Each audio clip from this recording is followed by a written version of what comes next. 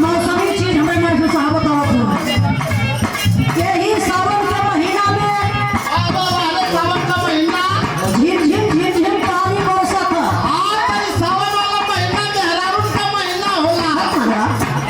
मर्दन का कौन महीना होला? मर्दन वाला तो चढ़ जाला फागुन। हाँ फागुन होला मर्दन का महीना। हाँ एक ठेलाउर महीना चलाला। कौन महीना होला? जौने में खाली कटिया बिनिया होले। हाँ जानकारी तो है लेकिन ना यही सावन के महीना पे रोपनी जो बात कपारे पर एकदम चढ़ल हिया लेकिन बेचारी मजबूर बा पति परदेसी बाने फोन लगाई के कहे लगले मेहरारू फोन कहे के हरोस किए सैया देखा यही सावन के महीना में तू घरे चले आवा नहीं रोपनी हमसे होई ना उहे बात थोड़ा मास्टर साहब बताओ तू का बतौले बबुआ के तारी